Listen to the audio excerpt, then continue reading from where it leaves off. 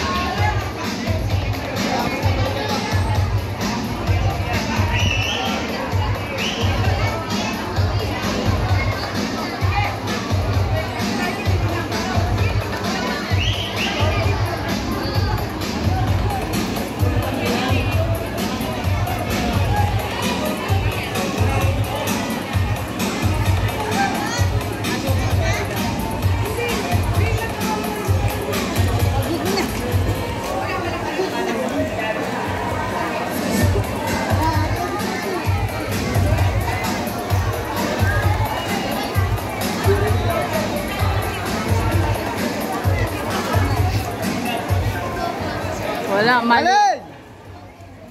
Bilis! Napakain. Ayaw man. Hindi na nakik. Ano, tingnan mo. Sip! Ay, mali. Big! Yan! Yan! Yan! Nakahuli na. Slow motion na ba? Oo nga, at least nagtatambol siya. Partida, kumain yan. Busog yan. Mali. Akala ko kasi mamaya pa yan eh. Oo nga. Mahirapan yung lumang. Oo. Ala! Ah, tumigil yun ah. Mahirapan pa siya nito.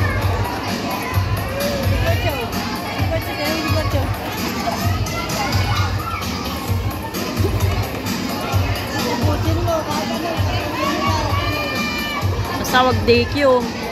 Huwag sumisipa lang pag nasa si kay coach. Ayan, oo nga, ano, bumilis ano. Pag ano, sinasabi lang ni coach. Ano ba yan? Kailangan talaga may constant reminder ka ba? Ang bilis na ito. Tingnan mo to. Ang bilis naman eh. Ang gaan naman ang katawan eh.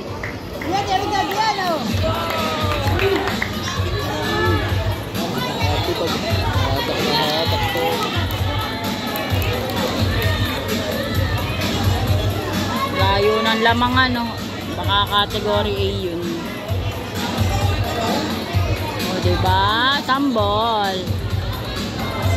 Ayan si Kyle. Pero ba, maganda ang time nila.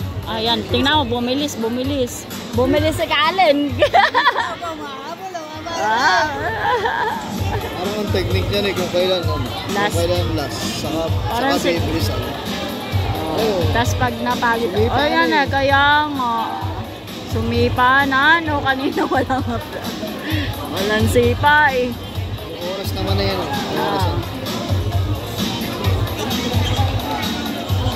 Ayan, tingnan mo kung ganyan kakalin lagi.